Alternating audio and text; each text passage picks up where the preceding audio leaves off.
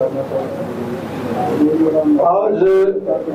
मैं हरियाणा से ग्राम स्वराज किसान मोर्चा मनोज शहरावत,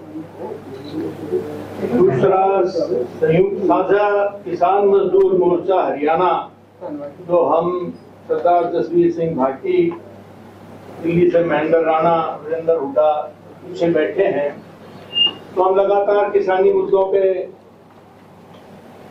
काम करते आए हैं। तो आज की हमारी इस सरदारी को देख के जो एक दोबारा इस आंदोलन की जो खुशबू, जो महक हमें आज आ रही है, मैं दरअसल उसका जायजा लेने के लिए हम लोग आए थे, इसमें अपनी शिरकत की। उस पे मैं एक बात आपको दो लाइनों में ये कहना चाहूंगा कि जिन राज के आबरों से घबरा गया था दिल खुश हुआ है आज देश के सरदार देखकर। तो इस जज्बे को आज हम दोबारा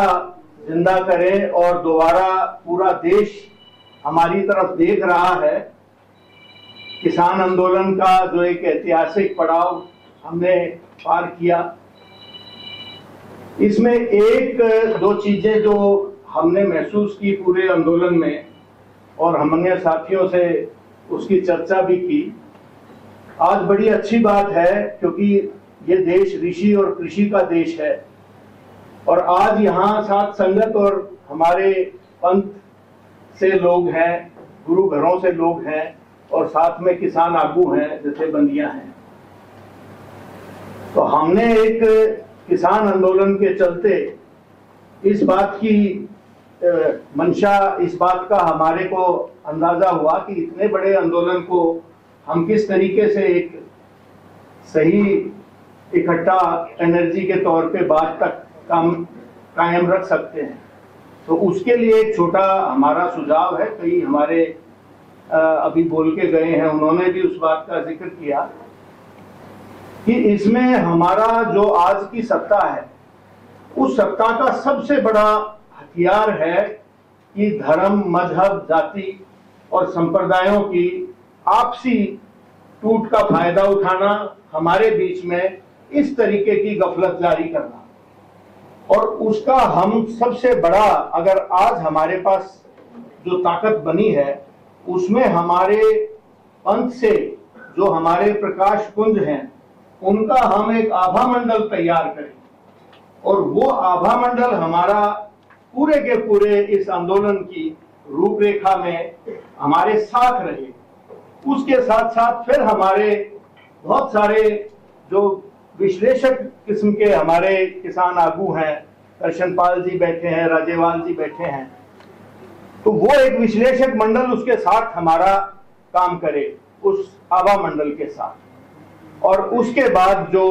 जमीनी लड़ाई तक ले जाने की हमारे आंदोलन की अगर हम रूपरेखा को रखें, तो वो एक कार्यवाहक मंडल के जरिए हम गांव-गांव की जो आज बात कर रहे हैं, ग्राम स्वराज मिशन भी गांव-गांव तक इस तरीके की हमारे किसानों को एंटरप्राइजिंग तौर पे उनको खेती के साथ उपक्रम लगा के काम करने की कोशिश में लगा है और काम कर रहा है। तो आज की इस सारी मुहिम में दो ही बातें मैं रखना चाहूंगा, बाकी तो आप लोगों को हम सुनने ही आए हैं आज, कि एक तो आंदोलन का हम पहले भी हमने कहा था कि एक झंडा, एक हमारा झंडा हो और उसको हम अपने आभा मंडल के साथ हमारे किसान जो आगू हैं, विश्लेषक के तौर पे, हमारे दूसरे कार्यवाहक के तौर पे जो हमारे फील्ड में काम करते हैं, तो ये एक हमने अगर अपना किला बना लिया तो मुझे नहीं लगता कि हमारे आने वाले समय में ये हमारा जो आंदोलन हुआ है, जो हमारे किसान की ताकत है, वो इकट्ठा रहेगी। और आज हरियाणा में भी, हमारे यूपी में भी इस बात का चर्चा होना शुरू हो चुका है कि जिस तरीके से हम लोगों को हरियाणा में 35-1 के तौर पे एक तरफ उठा के रख दिया था, आज वहां भी ये आवाज उठने लग गई है कि जैसे मेवात ने एक दिन में पूरा इस्लाम कबूल किया था, वो दिन दूर नहीं जिस दिन हरियाणा भी हमारा सिखों के साथ मजहब के तौर पे सिख लिखने का काम करेगा, वो बात की बात है कि तबलीगी जमात ने उनको कायदे कानून बाद में सिखाने शुरू किए। लेकिन एक बार तो हम आज दिल से ये हरियाणा का भी किसान चाहता है कि वो भी एक उस मजहब के तौर पे हम उसको अपने आप को सिक्खी के तौर पे आगे रखें। बोले सो निहाल। तो आज इस सारे समा में मेरा इतना ही निवेदन है और मेरी इतनी ही अरदास है। वाहेगुरु जी का खालसा, वाहेगुरु जी की फतेह।